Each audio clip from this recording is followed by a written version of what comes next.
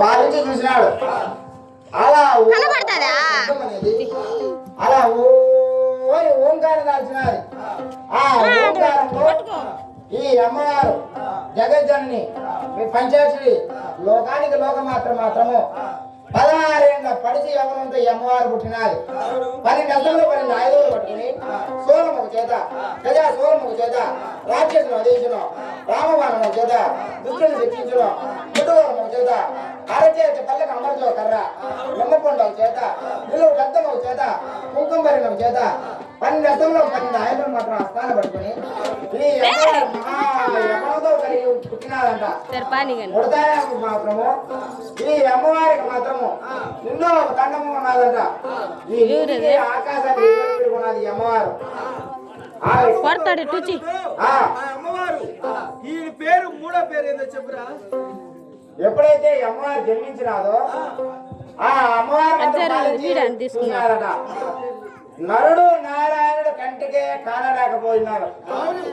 ఆ తాత జాము మాత్రము తామర కమలంలో కొలువై ఉన్నాడు. తామర కమలంలో ఎప్పుడైతే కొలువై ఉన్నాడో ఆ తాత జాంబవంతుడు మాత్రం అడిగినాడు. ఈ అమ్మవారు ఎప్పుడైతే అడిగినాదో ఆ తాత జాంబవంతుడు మాత్రము ఒక గుడ్డు సృష్టించమని ఆ బ్రహ్మ విష్ణు ఈశ్వరుల్లో బిడ్డ ఏమే అని వాడిని భర్త అని చెప్పి పరుగున పోయింది అమ్మవారు. తాత జాంబవంతుడి కాడికి పోయి కామముతో క్రోధముతో పైన పడబోతుంది. ఆదిపరాశక్తి ఈయనగా నరుడు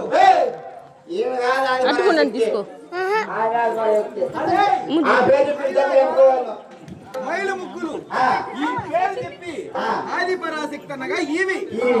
ఆ మింద ఎవరన్నా పడబోతారా? నాశనమైపోతావరా? అన్ని చోట్లతో ఉన్నది.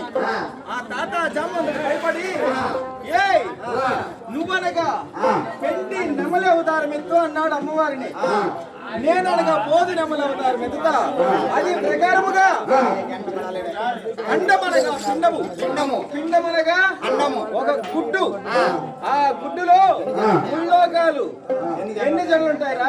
అందరిని అడిగి ఆడవాళ్ళు కదా ఆడవాళ్ళు అడిగి ఆడవాళ్ళు అడుగు ఎన్ని జనులు ఉంటాయని. 3 జనులు ఉంటాయి. తెల్ల జన బ్రహ్మలోకము, పసుపు జన వైకుంఠము, ఇంకొక జన ఉంటుంది పై భాగంలో. ఏం జనదే? నీల వర్ణంతో వస్తుంది లాస్ట్ లో గుడ్డు వాల్చినాక. అది ఏంటి అనగా బ్రహ్మలోకము, వైకుంఠము, కైలాసం అనేది 3వది. కైలాసములు 3 కన్నుల వాడు ముక్కంటి ఈశ్వరుడు మాత్రం కొలువై ఉన్నాడు. ఫస్ట్ బ్రహ్మదేవుడి కాడికి పోయింది. ఓ బ్రహ్మదేవ అన్నది, ఏమి తల్లి నన్ను పుట్టి కారార్థం అన్నాడు. అమ్మా వీడు అమ్మ అన్నాడు.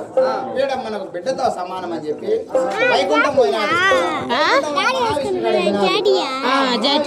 ఓ మహావిష్ణువు అంటే ఏమమ్మా అన్నాడు.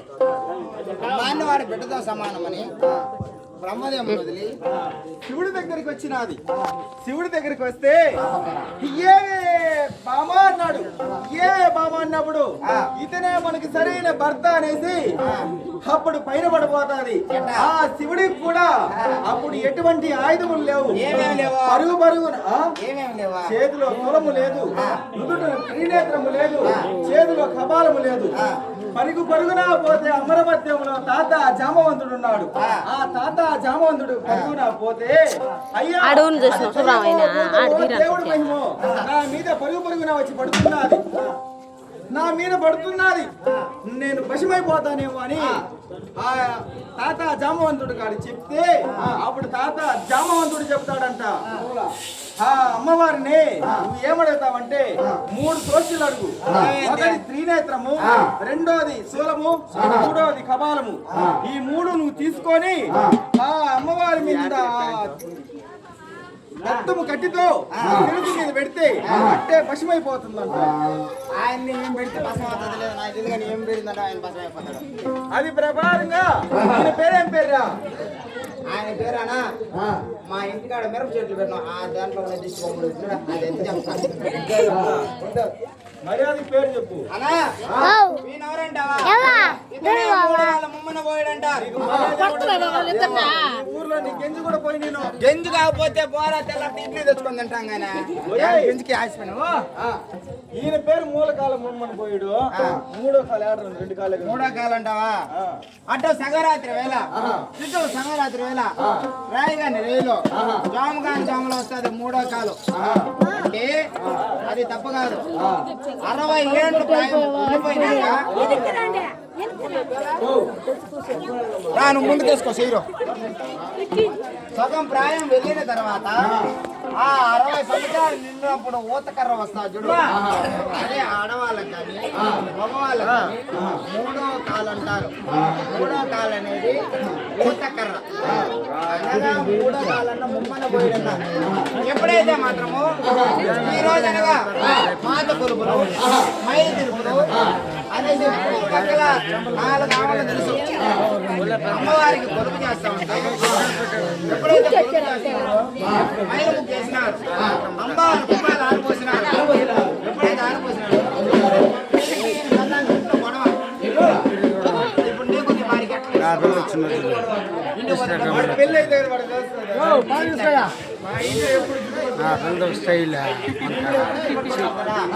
అదే విధంగా వీళ్ళ పిల్లానికి గొడవ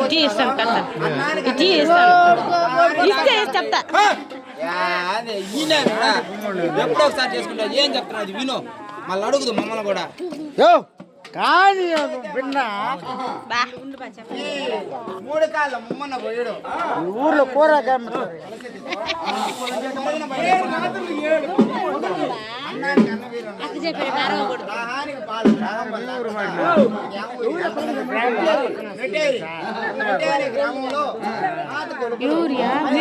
మీరిద్దరేనా పలక కొట్టేదా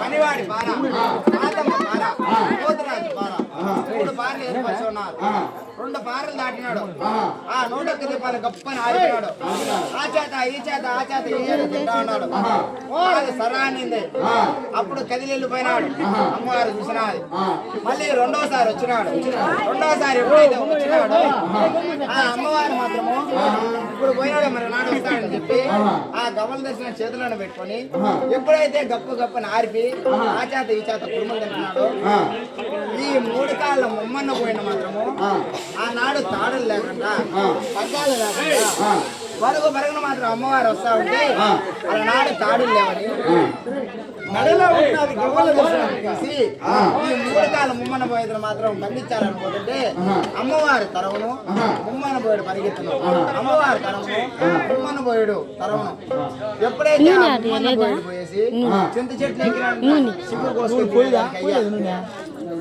వినపడుతుందా సిగిరి తినేదాన్ని పోతా ఉంటే ఆ అమ్మవారు మాత్రము ఆ పారేడు గబల దర్శనానికి మాత్రం వేసింది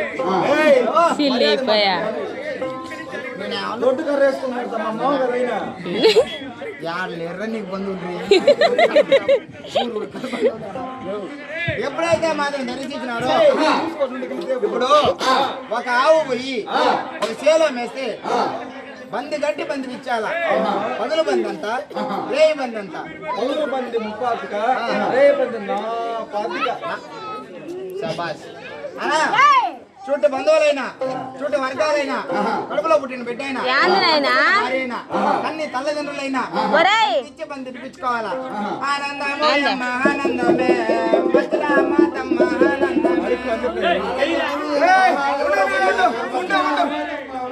ఏమన్నావా దొంగ ఇప్పుడు ఫస్టే చెప్పిన దొంగ దొంగ అంటే భర్త చూపి దొంగ లేదంటావు దొంగ కాదు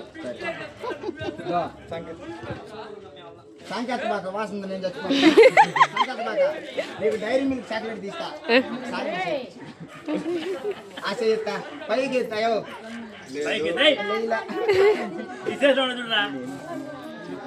రెండు చేతులు లేవా ఇప్పుడు 2 చేతులు ఎత్తమనా 2 చేతులు అంటే ఎత్తు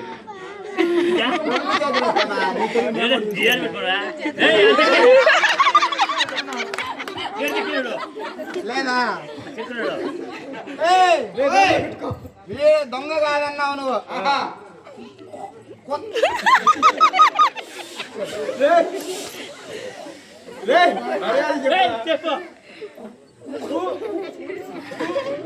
కుడువులకి గతి లేక విడిచిపెట్టినాడు. ఈ మేరు చెట్ల దిష్టి బొమ్మ కుడువు దొంగతనం చేసినాడు. చుట్టూ బంధువులైనా చుట్టూ వర్గాలైనా ఆనా